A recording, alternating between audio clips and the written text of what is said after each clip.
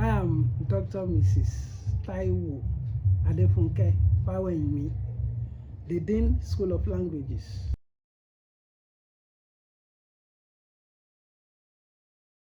Well, matriculation, I would say, is the act of bringing freshmen, that is new incoming students, to the actualization of the fact that they are now in an higher institution of learning, and letting them know that they have additional responsibilities now in life.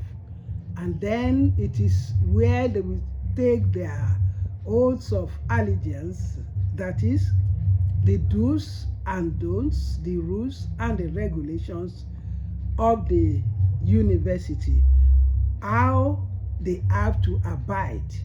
And if not, they will be told there the consequences, and they have to agree to all that the university will ask of them to become bona fide students of the university.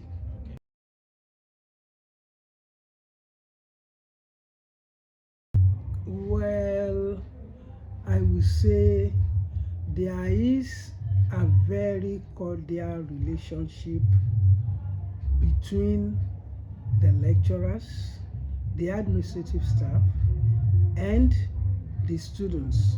For example, we have part staff advisors. That is, if they have problems, they could go to them, ranging at times from academic to personal. If they cannot easily get the dean or the HOD because of their busy schedules, the HOD, the deans, HODs, deans will normally not be one of the part advisors. But if the worst will come to the worst, they are free to walk into the dean. Like, for example, I met a lady this morning crying outside. She could not get a matric gown. I think she was asked somehow. She wanted to go and sit in the front with the way she was dressed. I had to scold her that she should have made this known to us before now. And I'm just saying this so that you know our relationship with students. This morning I had to give her the money to go to her portal and go and pay, so that she will be able to get the when she gets the receipt, she will get the oath form and the file and the rest of them. So we love our students a lot, and I personally normally invite them in bits to talk to them that they are here for a specific business. Though we cannot, underrate social activities, but it must not overshadow academic activities. They are here because of their academic activities. I've even played with some that they should have pity of their parents. Most of the poor parents are suffering. Most of them could not get so many things because they want their children to be in school by all means. And look at you coming to school now and doing other things. What do you want God to say? What do you want the society to say? Even apart from your poor parents. And then the parents will not, at the end of the day, be very happy. But as then you want to make your parents happy, you want to be happy, you want to make God happy, they say yes. If you have 4 years, you should not spend more than 4 years. If you have 3 years, that is the direct entry, don't spend more than 3 years.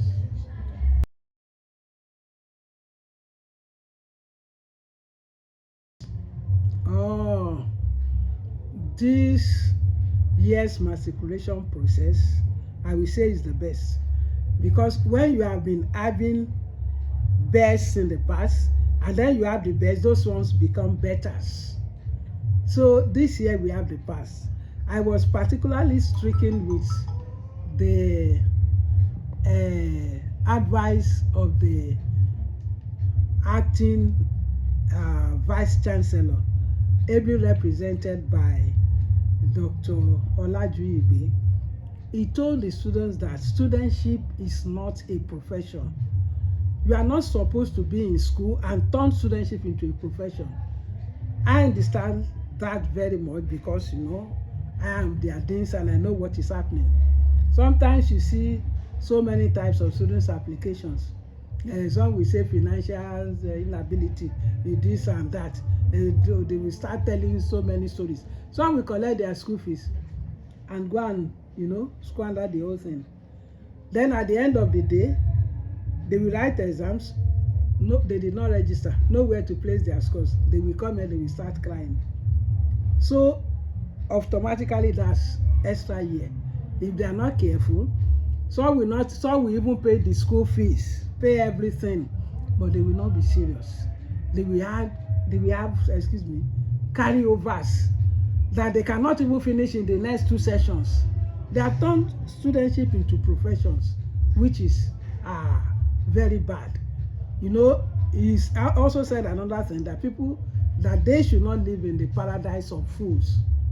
That when they live in the paradise of fools, that is, you feel you are the king, whereas you are in rags.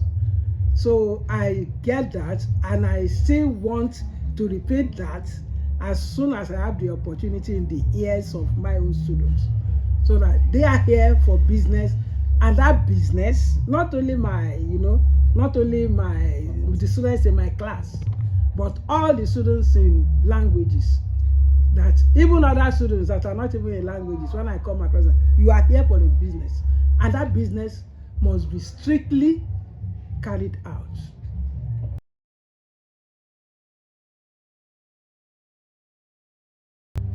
Well,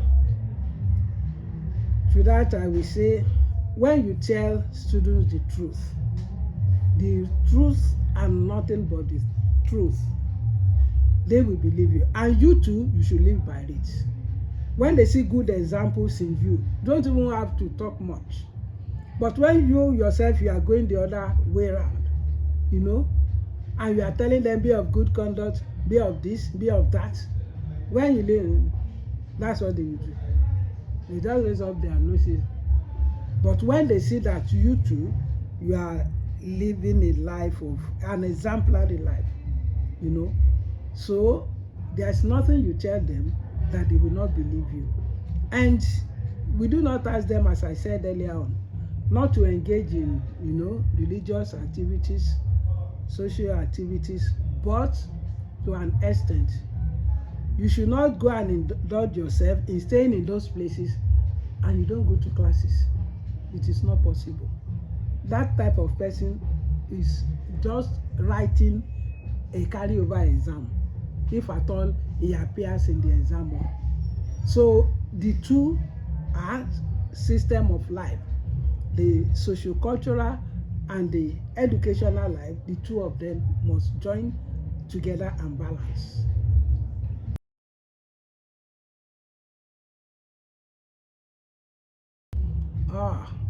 What I want to tell them is that I want to beg them in the name of our God that they should be of their best behavior. They should be up and doing.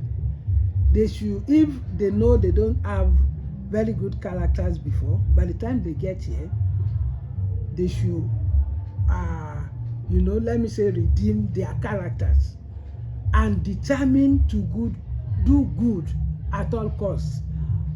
When they said, somebody said, our representative of the vice chancellor from OAU said she's praying that all of them will have first class. Me, I believe that it is possible.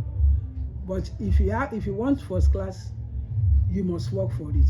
You don't sit down in the comfort of your room and go and pick first class, second class upper anywhere. No, they must work for it. They have to go the extra mile. That is what I have for them.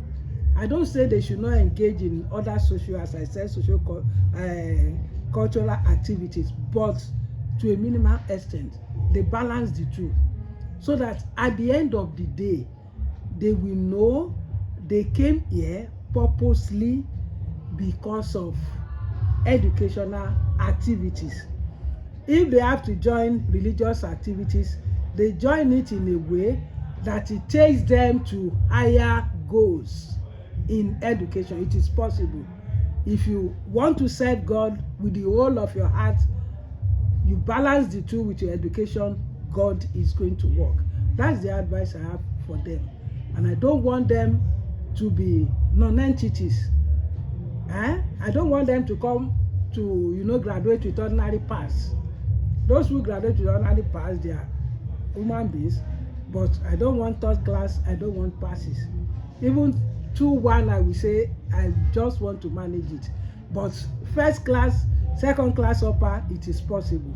That's my advice for them. And I wish them well in all their endeavors. I pray that at the end of 3 years for the direct entry intakes, they are going to be waiting for their NYSC letters. And at the end of 4 years for UTME students, they are going to be also waiting for their NYSC letters. I wish them all the best in life. God bless. Thank you.